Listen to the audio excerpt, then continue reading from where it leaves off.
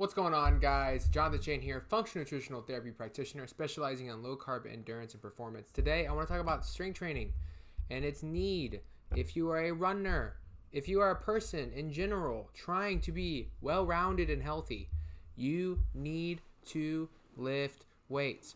This conversation is coming up because I just got done with my athletes. We do this Tip Tuesday thing, and this is what we talked about. So I figured I would talk to you about it. You're going to get some free coaching.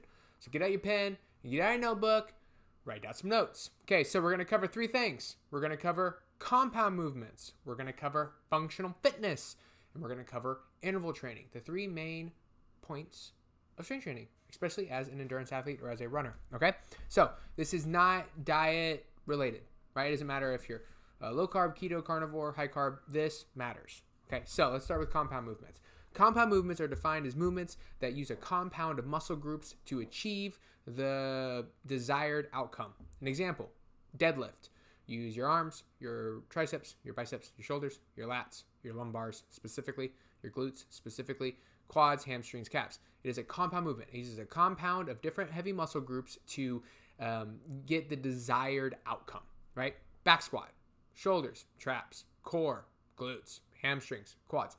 Bench press, if done properly, back, hamstrings, shoulders, chest, triceps, right? Compound movements, okay? What are these good for?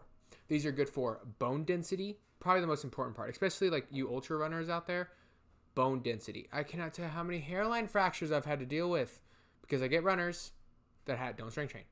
And I have to get them on a strength training regimen. And we have to do some back squats. We got to put a heavy load on their spine. And we got to create bone density. Compound movements are good for bone density, okay? They're also good for overall power output. If you can squat a lot, it helps with pull through. It helps with push off, right? Now, there is a balance, right? Like we don't want Tom Platz's legs. That's not going to help us run a half marathon or a marathon. But you want power. You want power, and compound movements help with overall power, okay? Obviously, also ligament and tendon strength and overall weight bearing is good, okay? Now, personal caveat. I don't think deadlifts are good for runners. Don't at me. I really don't care what you think. I just don't think deadlifts are good for runners. I think we put a lot of strain on our glutes and lumbar anyways, especially the upper glute insertion point, and I think that deadlifts don't help contribute to recovery. And I know a lot of runners that will run and do deadlifts and they pull their back all the time. They don't know why. I avoid deadlifts. I just do, okay? They're not helpful, in my opinion, okay? People could argue for them. Every time I do them, I hurt my back, even if I feel like I'm doing the best form. And I don't always hurt it during the deadlift. Sometimes I'll deadlift, and then 2 days later, I'll go for a run, and I hurt my back. I just don't do deadlifts. Okay, but back squats, bench press, great movements for core, great movements for overall bone density. Especially if you're running ultras, and you do use poles and things like that, it's not bad to have some upper body strength. Okay, so compound movements. Next is functional fitness. If I had to choose one of the three, this would be the most important one. Why? Because it's the one that directly translates to running movements. It translates directly to life in general. What are functional movements? Movements that require function, right? Goblet squats, forward lunges, reverse lunges, dumbbell squat to curl to presses, right? All these motions can be weight-bearing exercises, but they emulate movements, right? Lunging forward to grab something, picking something up and pushing it up over your head, carrying something, farmer carries, farmer holds, half medicine ball, kettlebell squats, right? These things that really trigger core stability, isolated muscle focus, ligament and tendon strength, joint resilience, right? Functional fitness. This is important. This is probably the biggest kind of training that helps prevent running injury is functional focused exercise.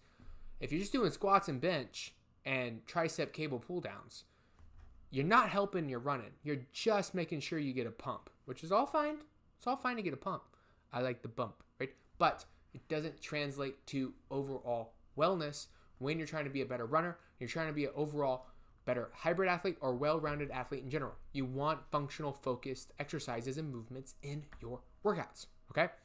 That's functional focused.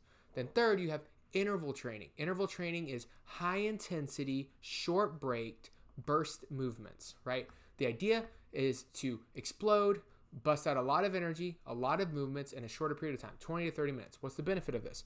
Mitochondria multiplying, metabolic upregulation, and it helps condition your aerobic pathways, right? Which helps with higher zone speed work, higher zone training. It is probably the one in terms of fitness that translates the best to running. Like interval training mimics running better than the other two options. But the beauty of interval training is that you can combine all three into an interval training session. You can have interval training session that is functionally focused, and at the end of the interval training, you do a compound movement. Now you've got all three.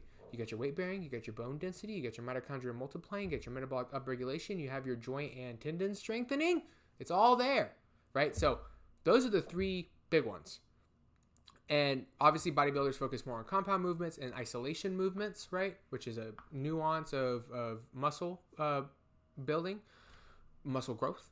And then they do some functional fitness, right? Because it is important to have healthy, strong joints and all that jazz. But runners, compound movements are not bad, but the focus really needs to be functional focused and interval training with compound movements in there to help with bone density and overall power, okay? If you are a runner and you are not doing some kind of strength training that has one of these, you are missing out on potential, okay? So, just want to throw that out there. Let me know what you think. Put it in the comment section below. I'll see you in the next one.